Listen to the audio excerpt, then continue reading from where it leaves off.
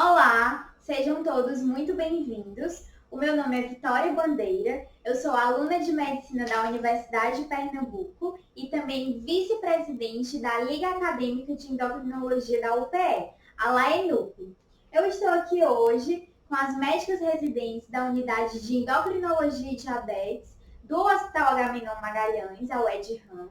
Olá, doutora Mirela Ribas e olá, doutora Lívia Vilela. Olá, Vitória. Oi, pessoal. Oi.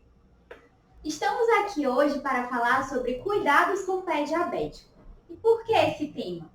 Basta lembrarmos que o pé diabético é uma das principais complicações que acometem os pacientes com diabetes crônica, ou seja, de longa duração. Pode afetar até cerca de 50% desses pacientes ao longo do tempo de doença. E ainda traz graves prejuízos tanto para a qualidade de vida do paciente como para a saúde pública. Mas afinal, doutora Mirela, o que é o pé diabético? Então, na verdade, como você já explicou, o pé diabético é uma complicação do diabetes. E ele consiste na ocorrência de infecções, ulcerações e destruição do tecido quando associado a alguma alteração da parte nervosa ou dos vasos do pé. O que quer dizer que aqueles pacientes com diabetes descontrolado por um longo período podem evoluir com comprometimento da sensibilidade, tornando aquele pé mais suscetível para o surgimento de lesões, ulcerações, infecções e até mesmo, em alguma grande parte, amputações. É realmente bastante sério, né? Doutora Lívia, todo paciente diabético, seja do tipo 1 ou do tipo 2, irá desenvolver essa complicação? E ainda, por que é realmente tão importante nós estarmos falando sobre isso? Não, Vitória, não são todos os pacientes diabéticos que vão desenvolver essa complicação. Mas para a gente ter uma ideia da importância dessa complicação, ela faz do diabetes a principal causa de amputação não traumática em adultos no mundo. Ou seja, quando a gente exclui aquelas doenças, aquelas amputações que são provocadas por acidente, o diabetes ainda representa 80% dessas amputações. Isso representa cerca de 1 milhão de pessoas que perdem parte do membro, ou seja, que tem amputação a cada ano. Colocando em outros dados, a gente percebe que a cada 20 segundos no mundo acontece uma amputação. Então, tem um paciente perdendo alguma parte do membro a cada 20 segundos. Isso tudo pelo mau controle diabético. A gente fica mais preocupado ainda em relação a isso, porque a gente sabe que isso seria prevenido caso o paciente tivesse um bom controle da diabetes. É realmente muito preocupante mesmo. Espero que possamos ajudar quem nos assiste. Doutora Lívia, qual é então a relação entre essa alta taxa de glicose no sangue, essa glicemia alta, com o desenvolvimento de úlceras, de feridas no pé do paciente? Então, tudo vai começar realmente com um nível aumentado desse açúcar no sangue. Aquele paciente que tem um nível de glicose aumentado por longo período de tempo vai acabar desenvolvendo a neuropatia diabética. Que o que é isso? É quando acontece lesão dos nervos pela glicemia elevada, que aí vai desencadear a perda da sensibilidade, tanto da sensibilidade para dor, quanto a sensibilidade para a temperatura e também a perda da proteção do reflexo do pé. Então, o paciente começa a desenvolver alterações, deformidades no pé, começa a ter limitação do movimento articular, começa a ter fraqueza muscular e pode até apresentar alteração de microarquitetura óssea. Com essa progressão da doença, o paciente, ao deambular, ao andar, começa a fazer pressão em algumas partes específicas do pé. E isso começa a desenvolver calos que podem romper e formar feridas. Então, até aí, a gente tem um pé que perdeu a sensibilidade, tanto a dor como a temperatura, perdeu o reflexo de proteção e, com o desenvolvimento da doença, vai criando deformidades e favorecendo a formação de feridas e pode levar a ulcerações e amputações. Você teria algo a acrescentar, doutora Mirella? Sim, só para complementar essa parte do acometimento nervoso, a gente pode ter também uma alteração das glândulas sudoríparas, que são as glândulas responsáveis pela produção do suor. E aí o pé pode ficar com uma pele mais ressecada, com surgimento de fissuras, o que facilita ainda mais a ocorrência das lesões. E existe uma forma grave de apresentação, que é o que a gente chama de artropatia de Charcot, que consiste num processo de inflamação persistente que leva a deformidades graves dos pés, irreversíveis, que muitas vezes evoluem com ulcerações e amputações. Então, quais seriam os principais fatores de risco associados ao desenvolvimento dessa complicação?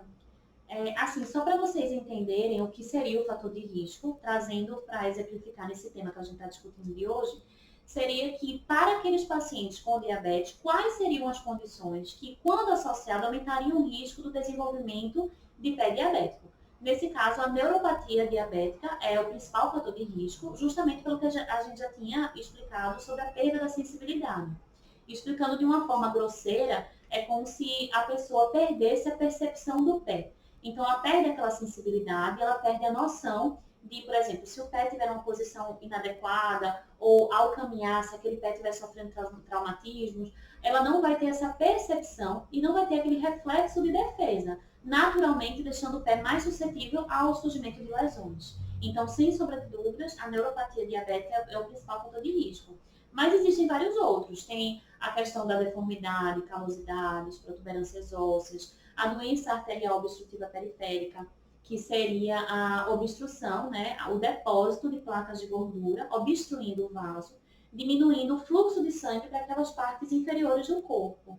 E aí essa limitação da irrigação, da nutrição do pé, deixaria mais suscetível o pé ao surgimento das lesões e quando elas estão presentes, a cicatrização ainda é mais prejudicada. A gente tem que também, Mirella, lembrar dos traumas. Então, aquele paciente que anda descalço, que usa um sapato errado, inapropriado, acaba favorecendo a formação de feridas e isso pode desenvolver úlceras e amputações. Temos que lembrar também em relação ao tempo de doença. Então, aquele paciente que tem diabetes há mais tempo, que tem um diabetes prolongado, mal controlado, acaba desenvolvendo com mais facilidade. Tanto as doenças associadas, que também estão relacionadas, como a nefropatia e a retinopatia diabética, que é quando a diabetes começa a acometer os olhos e os rins dos pacientes, também estão associados a como fator de risco. Temos que lembrar também do tabagismo. Então, aqueles pacientes que fumam acabam apresentando alterações na circulação, alteração dos vasos, e isso pode, consequentemente, desenvolver tanto dificuldade de cicatrização, como favorecer a formação de feridas e amputação. O fato de ele já ter tido uma amputação ou uma úlcera prévia também entra como um fator de risco para a gente. E a gente tem que lembrar também em relação às infecções locais. Aqueles pacientes que têm micose entre os dedos também pode favorecer a formação disso. Realmente são muitos fatores de risco, então devemos estar sempre atentos a todos eles. Doutora Mirella, quais seriam então as características daquele chamado pé de risco, ou seja, aquele pé com um quadro típico de pé diabético? Na verdade, o pé de risco seria aquele pé em que há uma associação desses fatores de risco que a gente comentou. Então, visualmente, a gente perceberia as calosidades, as protuberâncias ósseas, as deformidades. Você poderia ter alguma alteração na uniformidade da pele, com fissuras, rachaduras. Se tiver um comprometimento da parte dos vasos mais avançado, com alteração da coloração da pele, a perda dos pulsos, um comprometimento também da parte dos nervos avançado, com a limitação do movimento articular. Como Lívia já disse, a questão do passado de úlceras, de amputações. E a gente não pode esquecer o uso do calçado inadequado. Entendi. Doutora Lívia, como é feita, então, no ambiente médico, no consultório, a avaliação do pé pelo profissional médico? E também gostaria de saber, para quem nos assiste, se existe alguma forma do paciente ainda dentro de casa fazer esse autoexame do seu pé. No consultório, a gente vai ter que tirar o sapato do paciente e avaliar minuciosamente o pé. Então, a gente vai procurar alguma lesão na pele, especialmente entre os dedos. A gente tem que olhar dedo por dedo. A gente vai olhar como é que está a coloração desse membro, se o pé do paciente está mais escurecido, se está mais pálido, se tem alguns pontos de necrose, se tem alguns pontos pretos específicos no pé do paciente. A gente tem que avaliar se tem alguma deformidade, se tem limitação de movimento na articulação. Temos que procurar sinais de inflamação. Então, a gente vai ter que ver se tem alguma área mais vermelha, se tem alguma área mais quente. Temos também que olhar em relação ao edema. Então, a gente vai ver se o paciente está com o pé inchado. Vamos palpar os pulsos para ver o fluxo sanguíneo no membro do paciente. Tudo isso faz parte da avaliação. A gente também pode utilizar algumas estratégias, como o monofilamento, que é um fio semirrígido que a gente vai colocar em partes específicas do pé do paciente para avaliar se a sensibilidade está normal. Então, a gente vai avaliar se ele está sentindo adequadamente aqueles locais onde a gente está usando um monofilamento. Podemos também usar um martelo de reflexos para testar, um martelo específico, e um diapasão, também para avaliar a sensibilidade do pé. Algumas feridas vão precisar de antibiótico, isso tem que ser avaliado em consultório e com o médico. Então, pode ser que haja necessidade de antibiótico oral em casa ou intravenoso no hospital. Pode ser que o paciente precise de desbridamento, que é o que é popularmente conhecido como a raspagem. Mas pode ser também que o paciente precise de uma intervenção cirúrgica e até de amputação. E sim, o paciente em casa pode sim avaliar e deve sempre, regularmente, avaliar se o pé apresenta alguma ferida ou alguma lesão. E durante esse autoexame do pé, o paciente, caso note alguma ferida, alguma lesão, algo que não seja usual ao seu pé, como ele deve agir? Essa pergunta é muito boa, porque essa questão do surgimento da lesão, que é o que a gente chama de úlcera, é bem importante. O risco de morte dentro dos próximos 5 anos é 2,5 vezes maior nos pacientes que têm lesão no pé do que aqueles diabéticos sem lesão. Então, a gente consegue ver realmente a importância do paciente estar constantemente olhando o pé e buscando ativamente esse início da lesão, no intuito da gente diagnosticar e tratar o mais cedo possível. Então, assim que a pessoa conseguir identificar o início de uma lesão, ela deve buscar um médico imediatamente. E a partir daí vai fazer a avaliação, buscando caracterizar o tamanho da lesão, a profundidade, porque quanto mais profunda aquela ferida, maior o risco de acometimento do osso, podendo levar até uma infecção óssea, que é uma das formas mais graves de apresentação. A questão da localização, dependendo do local em que aquela ferida se inicia, a gente consegue imaginar quais daqueles fatores de risco que a gente já discutiu poderia estar causando aquilo, então o que permite um tratamento mais direcionado. A questão do tempo de evolução, do surgimento de sinais de infecção. Também é possível fazer uma forma de avaliação complementar, com realização do exame de sangue, exame de imagem, que pode ir desde o raio-x até a ressonância, isso no intuito de conseguir identificar uma infecção generalizada ou um comprometimento ósseo. Então, a dica é, se o paciente encontrar uma ferida no seu pé, procurar acompanhamento médico urgente, não é isso? Certeza. Doutora Lívia, eu queria saber então, como se dá esse manejo da ferida? Qual é o tratamento dado à ferida do pé do paciente? Então, os cuidados com a ferida são cuidados gerais. A gente tem que sempre higienizar com água, sabão, solução salina. Lembrar que o paciente não deve colocar nada artesanal, nada feito em casa nessa ferida. Então, não deve usar nenhum pó, não deve usar nenhuma areia, não deve usar cremes com plantas, nada disso. Tem que ser um curativo estéril. A ferida deve sempre estar coberta. E a gente tem que usar o que a gente chama de descarga equilibrada do peso. Então, a gente tem que usar algumas voltas para que o paciente não acabe fazendo pressão exagerada em algumas partes do pé e acabe prejudicando a cicatrização da ferida. Como eu falei anteriormente, algumas feridas também vão precisar de antibiótico, desbridamento ou até intervenção cirúrgica. Bom, gente, a conversa está realmente muito boa, muito proveitosa. Várias dúvidas estão sendo sanadas aqui. Mas, infelizmente, tudo que é bom dura muito pouco. Então, para concluir o nosso papo, eu gostaria de pedir para a doutora Mirella, para a doutora Lívia, algumas dicas e recomendações para quem nos assiste, para justamente promover a prevenção dessa complicação tão temida que é o pé diabético.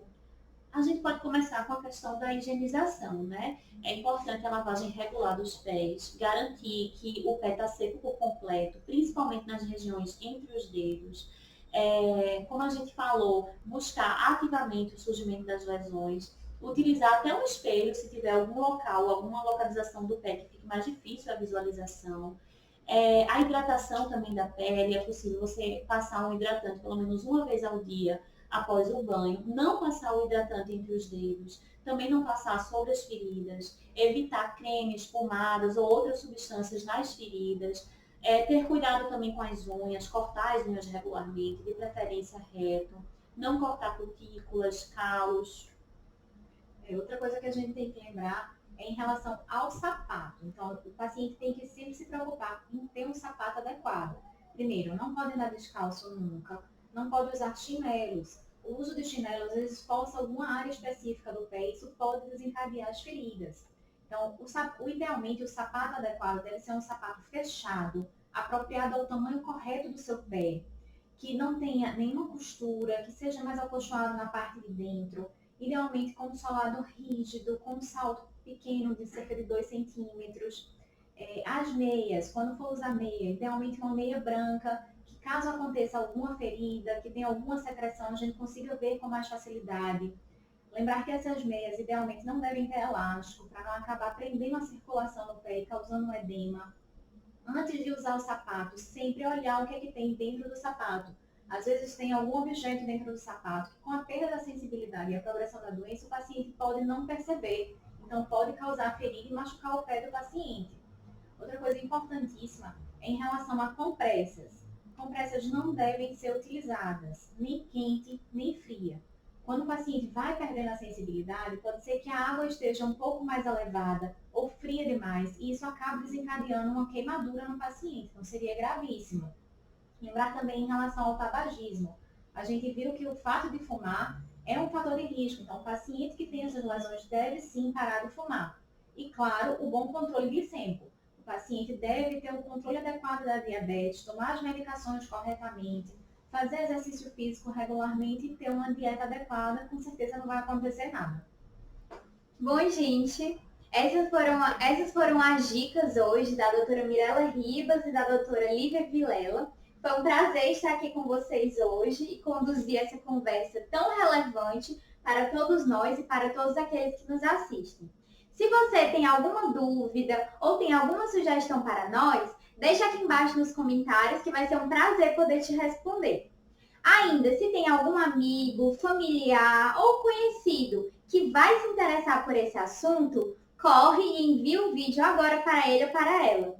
E por fim, eu gostaria de dizer que foi um prazer estar aqui hoje com vocês e conduzir essa conversa, um tema realmente muito relevante. E se você tem ainda alguma dúvida ou tem interesse em saber mais sobre outros distúrbios endócrinos, siga-nos nas redes sociais, nos @wedram, @Instituto F Bandeira e @Laenup.